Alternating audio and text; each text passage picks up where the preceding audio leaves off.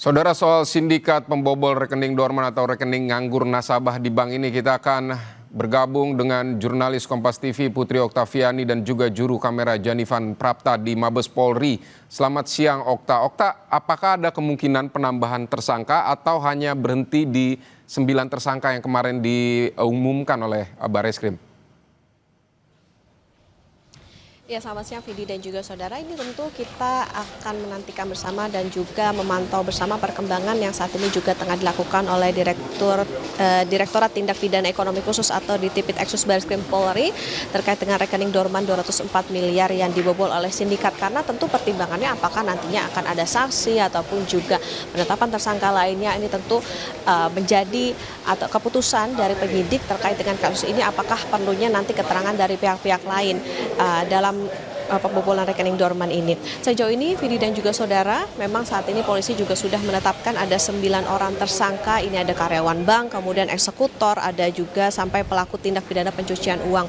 Dibagi dalam beberapa kelompok, ini ada inisial AP yang merupakan kepala cabang pembantu, GRH Consumer Relation Manager, kemudian C alias K yang merupakan otak dari pembobolan, DR konsultan hukum, NAT ex pegawai bank sebagai eksekutor transaksi ilegal, R mediator, inisial T fasilitator keuangan ilegal, DH yang merupakan pelaku blokir rekening dan juga IS pelaku pemilik rekening penampungan. Nah, 2 diantaranya Vidi dan juga saudara ini adalah inisial C dan DH ini juga diduga terlibat dalam penculikan kepala kantor cabang bank BUMN lainnya. Jadi memang kalau dalam kasus ini, Vidi, modusnya itu adalah memindahkan uang 204 miliar rupiah dari rekening dorman atau tidak aktif. Nah, jadi sindikat ini menyamar sebagai satgas perampasan aset, kemudian berhasil menyusup ke dalam sistem perbankan melalui kerjasama dengan pihak internal bank. Nah, sindikat ini pada bulan Juni lalu melakukan pertemuan dengan kepala cabang pembantu bank BUMN di Jawa Barat untuk kemudian memindahkan rekening dorman. Kemudian eksekutor ini kemudian memaksa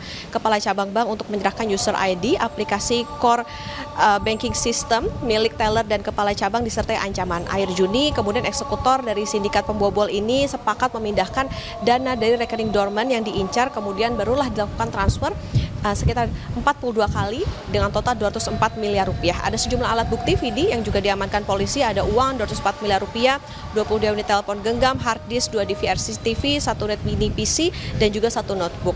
Nah, jadi apakah nantinya akan ada, apalagi ini juga tadi disebut ada keterlibatan atau ada hubungan dengan internal bank, ini tentu yang akan kita tunggu bersama, apakah nantinya pejabat yang lebih tinggi lagi dari bank BUMN tersebut akan ikut diperiksa atau dimintai keterangan. Vidi?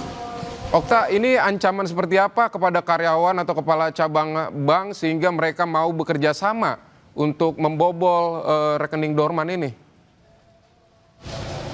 Iya, Vidi dan juga saudara. Jadi memang karena dikatakan ini merupakan sindikat sehingga mereka memang berusaha begitu supaya ada atau bisa membuka akses ke rekening dorman ini melalui internal bank. Karena memang yang bisa memiliki akses begitu dengan rekening-rekening dan lain sebagainya, apalagi ini rekening dorman, adalah tentu saja pihak internal bank untuk bisa membuka tadi adanya sistem yang dimiliki oleh bank. Jadi sehingga maka dari itu ditentukanlah pula atau ditetapkan sebagai tersangka, ya ini salah satunya adalah AP yang ini merupakan kepala cabang bank pembantu dan juga ada GRH Consumer Relation Manager.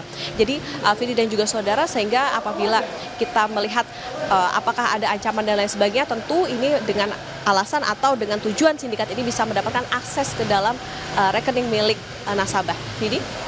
Putri Oktaviani dan Janifan Prapta, terima kasih untuk laporannya dari Mabes Polri.